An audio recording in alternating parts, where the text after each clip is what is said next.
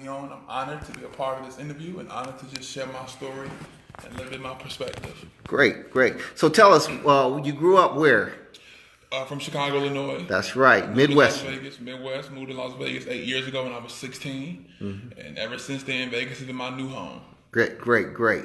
And you came in here because I met you here, and you came in here even as a young man wanting to make a difference. Yes, sir. So tell me a little bit more. You got here. Give me a little bit of your road to deciding you were ready to take on this job of running for mayor of Las Vegas. So my name is Minister Vance Stretch Sanders, better known in the community as Minister Stretch. Been active in the community since I was 19 years old. I got started when I created my organization called All Shades United. It was founded in June 2014. Ever since then, I've had the urge and the mindset to want to bring change in the city of Las Vegas. And so I believe that we are created with a purpose, and that purpose is to serve. That purpose is to give back. That purpose is to make the community a better place. And so I believe be the change that you want to see. So opposed to complaining, I'm changing.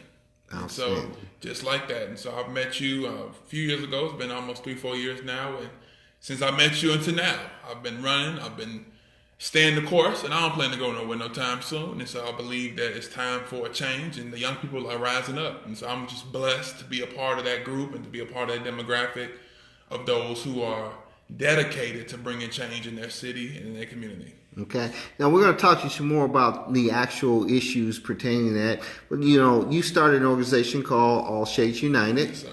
You've created what's the gathering here? So I created the Gathering for Black Men and the Gathering for Black Women. This year we're hitting our second annual for the Gathering of Women and Men. And so I'm just about unity. I'm about creating events, creating lanes to bring people together. When I got started in Las Vegas, I had a hard time of trying to find the right organization to be a part of and the right group to kind of serve with. And so opposed to forcing myself in a group, I started my own. I believe that there's enough people to serve, and I'm not going to ever force myself in anybody's lane. If I'm not wanted, welcome, or embraced, I'm going to create my own lane. And I did just that. And so sometimes you have to reinvent the wheel when the wheel is not spinning in the interest of the people, or when the wheel is not letting you spin with it.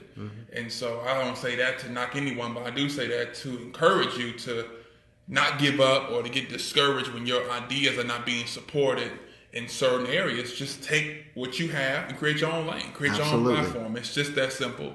It's not complicated. Anyone can do it, and you don't have to step on anybody else for you to rise up. But don't force yourself on anyone, and don't force your ideas on anyone. Just take what you have inside you and create your own lane. Yeah. And so the gatherings are just that. Now, obviously, I've seen you grow. I mean, and you're a young man, and I'm proud to say I've seen you grow. I mean, you grew into this because obviously, to a lot of people, including me, when I heard you were running for mayor, it was a shock. Yes, sir. What was the changing point that made you say, I think I'm going to run for mayor? Well, I think we should first touch on the elephant that's in a lot of rooms. And that elephant is, well, Minister Stretch, you're running for mayor, but you don't believe in voting. Minister Stretch, you're running for mayor, but you don't vote. All these years you knocked voting, you was against voting. Well, I wasn't against voting. I'm too focused on being pro to be against or anti-anything. But I was not in favor of voting because voting has always been delivered to our community, being the black community, as a solution, as a savior. So I said, and I still stand, that I am not for voting if it's going to be put to our people as a solution. If voting was a solution, we would not have the need to be voting, especially at the urgency that we're voting at. But I do believe, and I believe now, as time progressed, my mind evolved for me to look at voting from a different perspective. And I look at voting as a strategy. Now, many of those who are telling me to vote and told me to vote, they didn't look at it from a strategy. They looked at it from a solution. And that's why I can't support it. When I meet people that say, your greatest power is your power to vote, I don't support that. Because when you tell somebody their greatest power is the power to vote, what you've just said is that anybody who is under 18 has no power. You can't vote till you're 18. And when you say you're voting is your voice, so the children are voiceless until they get 18. So people say that is because they think that voting is the solution. Voting is the savior. I have one savior, and it's not voting. And I don't believe that voting is ever going to be a solution, just like marching. protesting, boycotting. These are not solutions. These are strategies that we use to bring forth a solution. So therefore, now, when I met you to now, my mind shifted where I believe this can be a strategy. But we still have to put in other aspects of work. If we all go vote by the thousands, but then we're not in the community serving, we're not trying to give people homes, create jobs, bring in economic development, not depending on corporations, but create this amongst ourselves. Specifically in the black community, if we just come together, we can change our communities overnight. So there's a lot of things we have to do. We have to love ourselves again. We have to unite. We have to build our communities back up. We have to start teaching ourselves and educating ourselves and investing in our schools, investing in our communities. And so it ain't just voting. But I do believe that voting can play a role if we're strategic on how we utilize the vote. But just the sake of just saying, let's vote just to vote, many say, I voted, I did my role. But then you wonder why your condition in your community is not changing. Then you want to get frustrated with the politicians who are in place, but it's not their fault. You mad at them, but what are you doing? So just to go vote and then go back home, that's a waste of time and it's a waste of vote. Now I don't believe that your ancestors, people always say our ancestors died so we can vote. No, your ancestors died so we can be free. And they used voting back then as a strategy. They marched for the right to vote because they believed that voting could possibly progress our people. So we have to have that same mindset. Voting is not going to save us, but it could be a solution that could bring forth something that can save us. So that's how I feel, and it took some time to look at it like that, and it took me to look at it like that. Absolutely. I can't say that nobody in the community changed my mind. People are like, who changed their mind? Nobody changed my mind. At the end of the day, my mind is not changed. I'm still not in favor of this country. I'm still not in favor of this city. I still don't believe that Black people and people of color are getting treated with equality and love and justice as our other counterparts. My mind is still the same, but I believe at this point, if we're going to win this war, we do have to be strategic in how we fight. And so therefore, Stretch has not had this epiphany or he saw the light. I'm the same Minister Stretch that you've been knowing since 2014. Have I matured? Of course. I was 19 years old when I got started. I'm 24. I'll be 25 next year. So, of course, you grow. That's part of life. But I refuse to look at it as like I saw the light or now I changed my mind. I believe in voting. No, I believe in strategies. And at this point, we don't have the luxury to pick and choose between things that can possibly help our people. Now, whether that's voting or whatever, obviously, if somebody chooses not to vote, I'm not going to knock them and say, how you don't want to vote? How people did me. No, because if that's the strategy you don't want to use, I salute it. My thing is this. For whatever strategy you don't want to use, just find one to work. You know, I believe, you know what I say, Black power is a three-legged stool. Social justice, economic might, and our political agenda. Not the Democrats, not the Republicans, but our political agenda, i.e. strategy. That's so right. You're 100% on your statement there, and I love the fact that you're willing to put yourself on the line to go out and actually run. So I commend you there, sir. And that's why we're here talking. I want to change the page a minute. I want to ask you a couple of things. Obviously, the existing mayor is in a town that is booming right now for some people. If you look at the powers that be, you know, they're going to say, you know, we have great economic growth. And it is for the haves, but when you look at the have-nots, we've got a city that has a indigent problem. We have a working poor problem. We have people that are living on the streets. They're working and living on the streets because they cannot afford to live in this place called Las Vegas.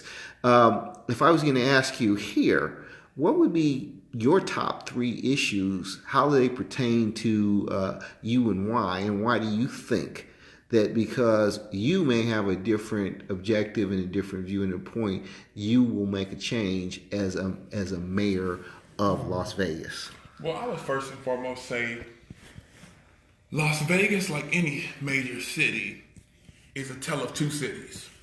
You got Las Vegas, what we consider the Strip, the tourism, and you got the Las Vegas that the residents have to be a part of. And that's the Vegas that has 10,000 residents on the street. That's the Vegas that has only 2 shelters for battered women and children. That's the Las Vegas that has only 3 homeless shelters. This is the Vegas that we know. This is the Vegas that has a police department that kills people with mental illnesses and that mistakes people with weapons or guns for weapons. the Vegas that literally is basically not what the media is seeing. And so my top three, basically, to give you in a nutshell, my slogan is Vegas strong for all. So I believe that right now we're not Vegas strong, we're Vegas weak, because if a body has an arm and this arm is infected, that body is not healthy. So just because we have the Strip is healthy and downtown is healthy and Summerlin maybe have healthy parts to it, there are still other parts of the city that's unhealthy. So therefore the city is sick. So my top three issues, my top one, number one, is dealing with the problem of poverty. I wouldn't even say top three. I would just say my number one motive is dealing with the poverty issue, the economics. People don't commit crime because they enjoy committing crime. Nobody wakes up and says, I'm going to rob today. I'm going to be a robber. People rob out of survival. When you have a community, it's just like they did an experiment scientists did many years ago. They took a cage with mice and rats. They took out the water bowl and the wood chips and things like that, and the mice and rats start to eat each other. That's how our communities are. People of color communities and poor white communities. Any community that is deprived of the certain resources to survive, you're going to have chaos. So therefore, my number one concern is making sure nobody lives on the street. It should not be the norm to have people on the street. But we normalize that. We normalize quote unquote homelessness. We normalize people living on the street, and we accepted that as a normal behavior, but it's not. I believe that if we're going to make sure that Vegas is a city that's thriving, we have to really look out for those, not just those who are privileged, but those who are not privileged. So I want to see living wages. A lot of my views are obviously legislation issues, but as a city, we can influence that. And so I want to see higher wages, living wages. Affordable housing. Affordable housing. Working two jobs or working a full-time job to get a part-time wage is unacceptable. Being forced out of your community with gentrification because you can't afford that area, that's unacceptable. I believe that the local businesses here need access to that tourist dollar. You know, it's not fair that we're not accepted and we're not being included. We need that inclusion for us to be a part of that. Millions of dollars, billions of dollars come through this city, but the local mom and pop shops and t-shirt shops and bakeries in the city are not being a part of that. That's a problem. Even with how we promote it, we should have signs and billboards on the Strip that promote what the city's doing. It's the city that's making sure the Strip is flourishing. It's us who make sure these tourists come and have a great time and have a great vacation. So why are we not being included in that tourist dollar? I believe also, opposed to always bringing in outside companies, let's bring up and grow up the companies that's here. You got a brother right now who wants to start a construction company but don't know how to go about it. You got brothers right now who are felons but graduated outside of jail with some type of skill and trade. Let's invest in that brother and give him a company, give him a business. But no, we don't do that. Why don't we do that? Well, we don't do that because we know, number one, there's money off poverty. See, crime is big business. There's a benefit off people that do crime because, number one, in Las Vegas specifically, you have a $400 jaywalking ticket that you can get.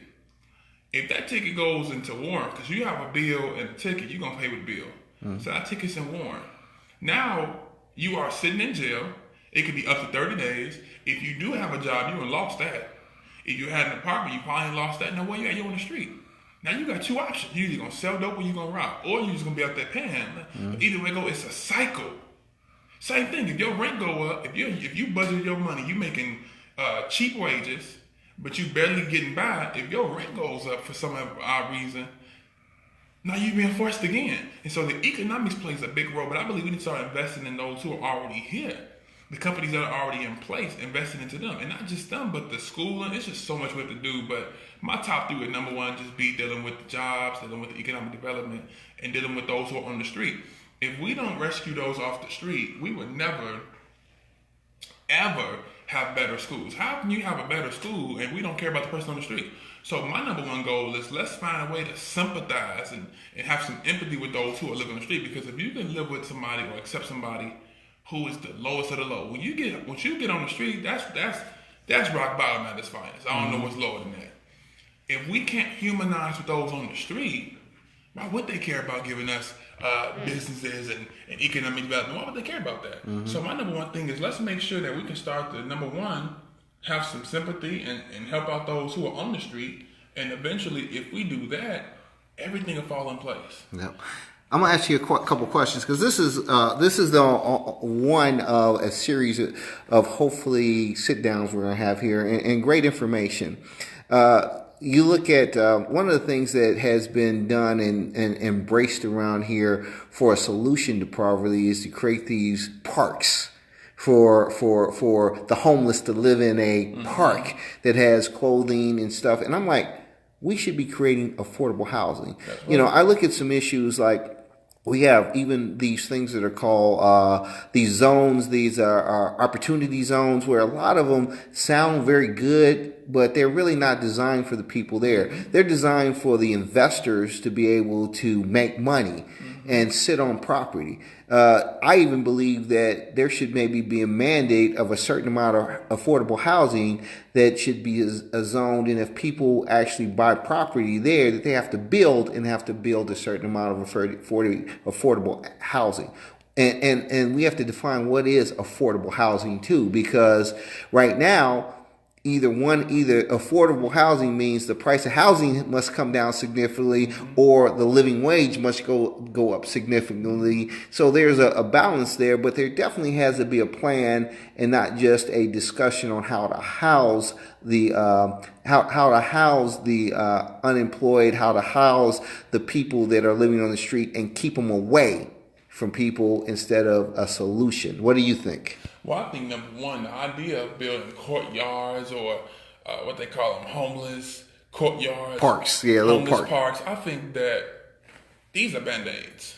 With my organization, we go out and serve bi-weekly, and we recognize that's a Band-Aid. We need solutions. Because at the end of the day, I believe in serving. I believe we need to help those who are on the street. But people say, well, half of them there because they want to be there. I don't know nobody that grew up and said I want to be homeless. End of the day, homelessness, quote unquote, can become a mentality where put yourself in their shoes. We've been out there where there have been women who literally pull their pants down and use bathroom in front of us. Why? Because this is how they live. This is their condition. I'm in their space. So when your mind gets to that point where you're that comfortable doing that, having your monthly cycle on the street, around strangers, not having a proper care to deal with that situation, your mind is going to decrease. So it's just like when people who are in prison, they say at some point in Rome, do what the Romans do. You accept it. It's not that you want to be there, but you accept it to be that. You lost hope. You lost your faith. You in a place of despair. So it's up to us, those who are more sound mind, to lift them out that condition, not condemn them and not build parks and things like that to keep them there. But like I said, though, there's money. Understand when I tell you this. There is money off poverty, because a lot of these agencies that are putting Band-Aids on the situations, if we start building homes, these agencies go out of business. I agree. If we start building things and creating true job opportunities instead of training opportunities where people can actually go out, make a living wage, you're going to see a lot of this go away. That's right. And so if there's money off poverty, why would they build? Why would they care about building homes and building housing? Because they know that, number one, if a millionaire comes and invests millions of dollars in housing and get them off the street, that's going to bring the crime down. If we start investing in any community that is in despair, things are going to change. So what I recommend is, number one, let's build transitional living centers. There are plenty of motels on the street in Las Vegas that we can utilize to put people in these housings.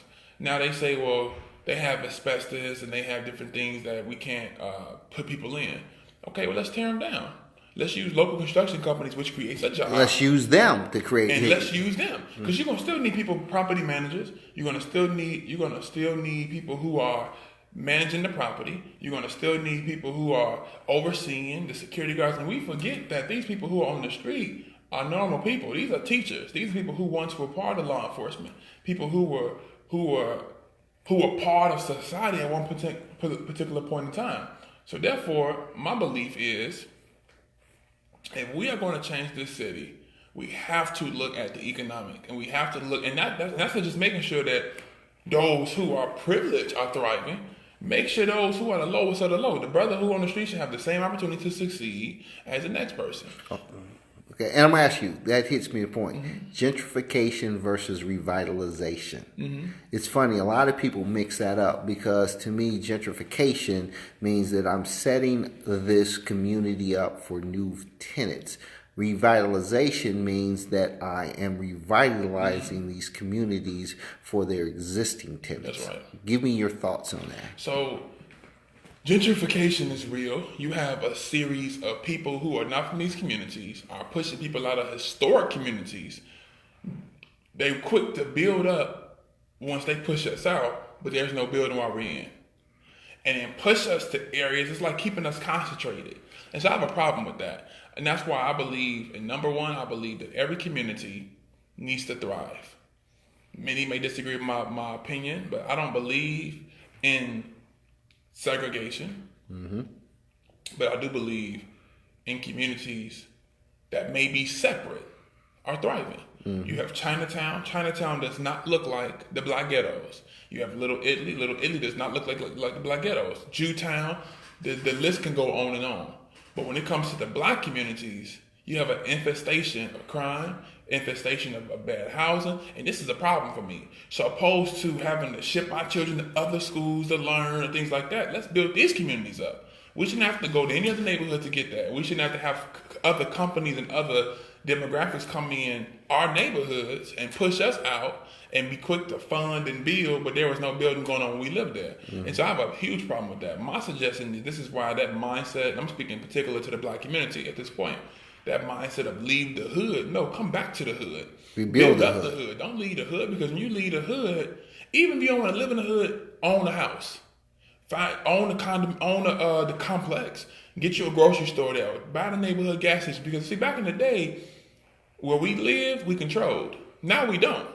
So now it's like, to the point where, like Malcolm X said many years ago, you go in the Jews neighborhood, you see Jewish people, working in the stores. You go in the Chinese workers. You go in the black neighborhood, you see everybody that's not that community working and thriving. And naturally, it's your job to take the resource to your community. So you can't blame them. They playing it smart. Well, it's time for us to do the same thing. Absolutely. And so I believe that we have to start investing, because number one, when the black community starts to thrive, all communities start to thrive. Because now you can support these businesses, you can invest, you can fund them. And so once you get the lowest of the lows to start thriving, it's going to lift up the human family. And so it's nothing wrong with having a black town. You have Chinatown, and whenever we want good Chinese food, we go to Chinatown. Whenever you want good soul food, come to Blacktown. But Blacktown cannot look like a bomb or tornado has hit it. And the only way for us to clean up those problems, we have to start investing in our communities. And we need to have people who are in positions of power, being elected officials, and those who are running, talking about this. There's no way that you should be a black politician or a candidate for political office and don't have a black agenda. You have to have one. It's nothing wrong with having one. We have this mindset that, I'm for all Americans. That's fine. But black people are suffering. And it's your job, being a part of that ethnic group, to look out in the interest of those people. That's not saying you got to treat anybody better, anybody less, but just have some type of You cannot be afraid of that agenda. That can help that community, and obviously have an agenda for any community, but definitely have one for the community that you represent. Because why are you running? You're running to be a voice for that community. Obviously, as the mayor, I will be the mayor of the city of Las Vegas, not just the mayor of Black Las Vegas. Yeah, absolutely, and I understand that, and I plan to have an agenda that can help all communities. But I cannot be speaking on other communities and not talk about what our community is dealing with. Absolutely. So, and I put it from a spiritual sense. The Bible says, love thy neighbor as thyself. Neighbor love is predicated off self-love. Predication means based upon. So therefore, how can I be trying to uplift anybody else and not looking out for my own? And that's the real reason why we are not thriving as a black community when it comes to having a political leader, is because they feel that when you run for office, you have to put down your blackness. You can't get certain votes if you say certain things. People are not going to support you. You're going to take that risk. Absolutely. Because if you want to bring change, you got to bring change the right way. Absolutely. And do it truthfully and be bold about it. And don't be apologetic about helping people that look like you. Absolutely. There's nothing wrong with that. And folks, again, I'm going to tell you, amazing. I can't believe you're still in your mid-20s. But Stretch, this is the first of a series that we plan on doing before the election. Again, the independent black voters is just that, independent. Republicans, Democrats, independents. If you want to talk to our community about our issues, then come on and let us know. Because one of the things, and I say this with Stretch, if you love America, black, white, purple, green, whatever, America is only as strong as its weakest link. And if you have a group that is weak, a weak link, then everybody, no matter who you are, should be strengthening that link. And you'll never strengthen the link if you're afraid to at least talk about the issues to develop the solutions. You love everybody. And let me put it this way. This is the Independent Black Voters. I invited Stretch here to talk about the issues in the black community, but I can tell you he loves every community, and his drive is to make Las Vegas a stronger city for all of us. That's right. So tune in. Again, this is the first of a series with him. We have some other candidates on that maybe they don't get a chance to tell the story in the lights, but you get a chance to see the message. Ask your friends to join the Independent Black Voters Group.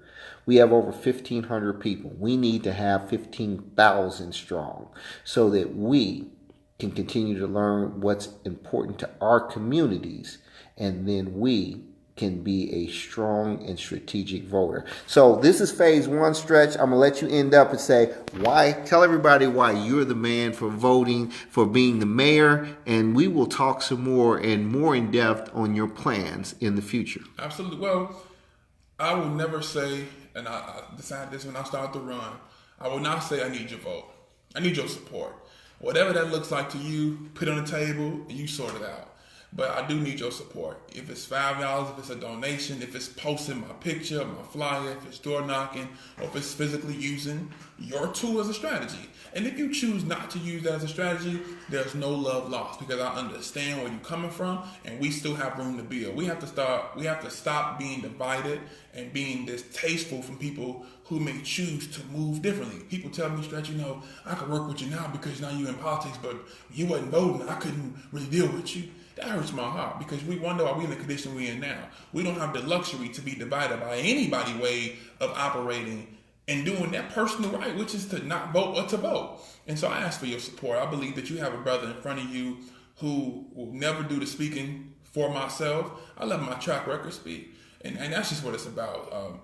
People say I'm young, I'm inexperienced, I need to crawl, run for city councilman. I've been crawling.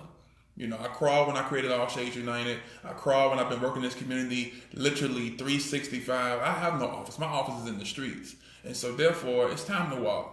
And now that I've been crawling and I'm ready to walk, you want me to crawl again? No, it's time for us to all walk and all get up and understand we have to stop asking those to do what we can do for ourselves. And so April 2nd is voting day. March 16th is early voting. This Friday at 6 o'clock to 8, we do have a mayor and city council town hall at the Pearson Center. Once again, this Friday, the town hall for the mayor and city council. We're going to have some conversation and dialogue. Please come and hear from other candidates and support those who you feel support you and speak to you. And so with that being said, please look at my platform, standardsformayorlb.com. And I believe that if we come together, we can truly change this city. In the words of James Brown, we shall overcome if we all come over. Power to the people. Power to the people.